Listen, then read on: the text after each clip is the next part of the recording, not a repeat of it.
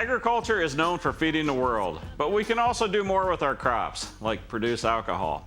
Coming up next, we talk with Grayson Miller from Crazy Gnome Brewery. Finally had the green light from our governing bodies to start making beer. We brewed our first beer 36 hours before we were hit directly by a tornado.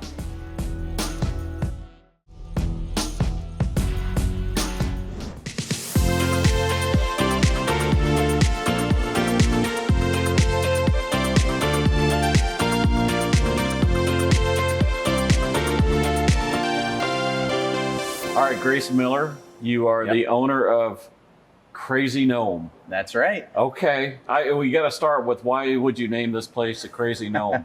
We get asked that all the time. Yeah. You know, back in high school, I was trying to get famous on the internet, and we started a YouTube channel. A couple of friends and I, out in East Tennessee, called Crazy Gnome, and it was pretty dumb. A bunch of hijinks, getting up to no good, and like the Jackass show. Yeah, a little bit like that. Our low rent version of it, and the name sort of rolled into being a fake name for the brewery. People really liked it. Had the cool logo made. It stuck. We're here ever since. This is your place? Yes. When did it get going? We opened our doors to the public August 2020. We tried opening a little sooner than that, ran into a couple of hurdles that slowed us down. Let's start with hurdle number one. We finally got all through the red tape, as you imagine, alcohol, controlled substance, lots of permits. Yeah. And finally had the green light from our governing bodies to start making beer. We brewed our first beer 36 hours before we were hit directly by a tornado. So tell me about that moment that you came and saw what had happened. I thought it was a dream. It felt so unreal. Mm-hmm. The first thing I did, I started making phone calls. We got a dumpster here. We just got back to work. So you rebuild. We rebuild. How long did that take? That took us until midsummer. So we Which were. would have been how long? I guess that was about 4 months of rebuilding. Okay. And we were ready to open, and we were going to make it in there just after the 4th of July holiday. And that's when the mayor shut down all bars and nightlife for COVID. Yeah. So did you ever, at that point, did you just go, maybe this isn't meant to be? You know, it certainly felt like it was never going to happen. Yeah, it felt like we were just chasing after a moving target for sure. But was there thoughts of just, no? Yeah, occasionally. But once you have that much invested and you've come this far and all the pieces were together, well, we weren't going to give up. How do you learn to make beer? It started in college. My roommate and I, he was a chemistry major and I was in the business school, and we were thinking, hey, what can we do as a hobby together? Brewing in college and a business like this is, I mean, leaps and bounds. Did you just different. grow along the way? You learn the knowledge, or was there a little bit? Did somebody teach you? You know, it really was just learning as we went. You know, a lot of trial and error. Now, I gotta say that whenever we had questions, and once we started to get a lot more serious, we started hanging around our local breweries, and it's such a supportive scene. It's very collaborative. You know, they were so happy to answer a lot of our questions, and you know, we've already paid it forward. It's a very knowledge sharing based industry. So tell me what you got in your beer. Yeah, so today we're actually in the middle of brewing a porter. So what we have here is a little snapshot into the grist. That's the blend of grains that make up our beer. Okay. You're going to see a lot of darker beer and a lot of lighter beer. So this is a porter. It's a dark beer style. And when you think about the different grain you'll use, the roast level of the grain, it's sort of like coffee. You roast it longer, you get darker notes, roastier notes. And then on the lighter side, you get some of those lighter notes. And this right here is...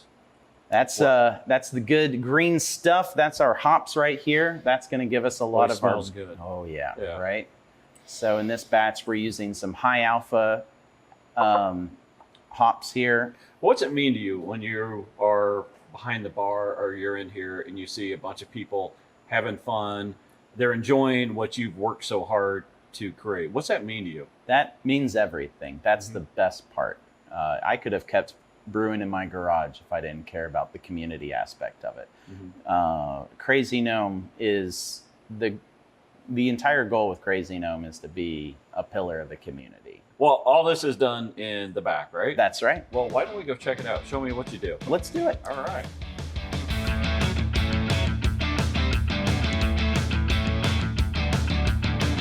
We're in, what do you call this room? We call it the brew house. The brew house. Okay. And what are you doing here? Well, today we're making that porter. So we have got our water at the perfect temp over here in our HLT. What's a perfect temp? For this particular beer, we wanted this water at 173. When we mix it with the grain, we've hit a nice 154, which is the perfect temp for a full-bodied porter that is going to be delicious and everything we want. We've taken all of our grain and we've mixed it with that hot water in this ton right here, which we call the mash tun. Yeah. There's all that delicious grain that we just got done rinsing, and we have transferred it over to the boil kettle. Okay. So what happens here then? The boil kettle will bring that up to boiling temperatures, and that's when we'll get a little more caramelization of sugars. And what's that word? Caramelization. That's fun to say. Oh, yeah. Okay. Anyway. We'll process that for about an hour at a boil. We'll also add hops. You could also add other spices or anything else. Not for this one, though. We're going to keep it traditional. Just add some hops. Give it that nice bitter punch that we like to offset the sweetness from the malt. All right, here we go. I'm making beer. Woo! From there, we'll send it on, once it's finished, over to the fermentation tank where we can add the yeast. All right, let's go look at that. Yeah. All right, these are the fermentation tanks. That is correct. We've got to drop that temp. So we have brought it through a heat exchanger. We're cooling it down. The jacket on this tank has got additional coolant circulating to bring it down to a perfect 68 degrees, and that's when we'll add the yeast. Okay. And then this is the final process. This is the final process for us, the brewers. Yeah. Then we hand it over to the yeast. They'll chomp through those sugars, and they'll do the real work. They're the ones making the alcohol. Process, very cool. But, I mean, come on, man. Let's go try the final product. Let's do it. That's the best part. All right, Yeah. here we go. So, what do we got? We are going to be walking through our Oktoberfest, Okay. our American Lager, Okay. our Chili Porter, Oh, and last but not least, our Belgian Tripel. okay. What do you suggest I start with? I think we start with the Oktoberfest. Our Oktoberfest is in the style of a Märzen. That's right. Knock it back. So this one again? Gold Trinket, our American Lager. This is our newest beer. Lighter beer? Light beer, refreshing, crisp. Was I supposed to smell it first? Yeah, you know. Okay. You get the nice hop aroma. Very light, very smooth. Oh, yeah. Perfect on a hot day. Here in Nashville, we have a lot of them. Or a cold day. Or a cold day. Yeah. This one I'm a little concerned about, the pepper. Now, don't worry about it, but it is the Thai Dragon chili pepper. It's pretty high on that Scoville range. You're gonna kind of feel it in the sides of your palate.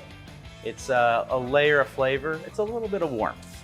This is, Gilded Chalice, our Belgian Tripel. and is it stronger? It is stronger. Like So how strong? it's only 8%, so Oh, we keep it on the lower end here. Y'all know what you're doing. Oh yeah. Okay, well done. Well, I would like to thank you for having us here today. Thanks so much for coming. And congratulations on doing exactly what you love. Thank you. Yeah, Yes. it took a while, but we're here. They say once you do what you love, you never work, but there's probably some days that you're like, it's There's a little still work. some work. Well, thank you very much for having us here. Really Thank you so appreciate it. much. Yep. Cheers. Thanks for spending some time with us here on SharkFarmer TV. For more stories about people in agriculture, catch my shows on Rural Radio Channel 147 Sirius XM. There's more in-depth discussions on my podcast, and of course, you can check out previous episodes of this show on my YouTube channel. Find out more at sharkfarmer.com. Chew it like gum, but it'll give you a tummy ache. Will it really? Oh yeah. Do it anyway. It's gonna hit you here in a few seconds. Yeah. That was a mistake. It's not too enjoyable, is it? Yeah. Can I get water?